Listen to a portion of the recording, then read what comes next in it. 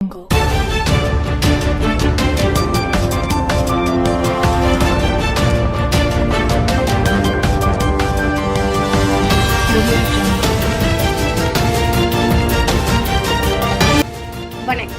Kingdom network செய்திகள் வாசிப்பது M. நாள் 3/7/2026.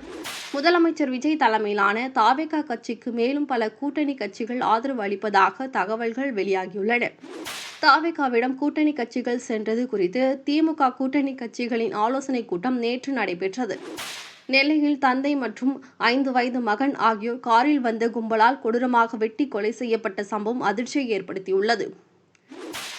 சமீப காலமாக தங்கம் விலை குறைந்து வந்த நிலையில் தற்போது யாரும் எதிர்பாராத விதமாக மீண்டும் ராக்கெட் வேகத்தில் உயர்ந்துள்ளது. ஒரே நாளில் சவரனுக்கு ரூபாய் 2400 வரை அதிகரித்துள்ளது. பொதுமக்களிடையே அதிர்ச்சியை ஏற்படுத்தியுள்ளது. வட மாநிலங்களில் 3 சட்டமன்ற தொகுதிகளுக்கான இடைத்தேர்தலை இந்திய தேர்தல் ஆணையம் அறிவித்துள்ள நிலையில் காலியாக உள்ள தமிழகத்தின் 7 தொகுதிகளுக்கு தேர்தல் அறிவிக்கப்படவில்லை. இது தொடர்பாக பல்வேறு அரசியல் கட்சிகள் தங்கள் கருத்துக்களை தெரிவித்து வருகின்றன.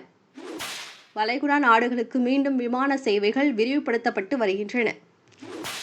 ரூபாய் 35 கோடி பேரம் பேசிய வழக்கு. செந்தில் பாலாஜியை கைது செய்ய போலீஸ் தீவிரம்.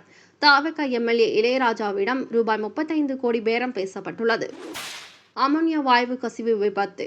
உயிரிழப்பு எண்ணிக்கை 18ஆக உயர்வு. குதிரை பேரம் மூலம் அதிமுக எம்எல்ஏக்களை ராஜினாமா செய்ய வைத்து ஆளுங்கட்சி தனது பலத்தை நிரூபிக்க முயல்வதாகவும் அரசு மீதான மக்களின் அதிருப்தியை திசை திருப்பவே வழக்குகள் பதியப்படுவதாகவும் திமுக சட்டமன்ற செயலாளர் NR இளங்கோ குற்றம் சாட்டியுள்ளார். அரசு நிர்வாகத்தில் பல்வேறு சீர்திருத்தங்களையும் அதிரடியான நடவடிக்கைகளையும் மேற்கொள்ள தாவேகா அரசு தீவிரமாக தயாராகி வருவதாக தகவல்கள் வெளியாகுகின்றன.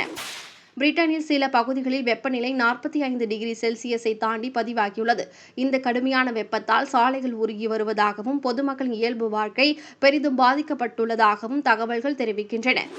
இத்துடன் செய்திகள் நிறைவடைந்தன. இதுபோன்ற செய்திகள் உடனுக்குடன் தெரிந்து கொள்ள kingdomnetwork.news என்ற இணையதளத்தை பார்வையிடவும்.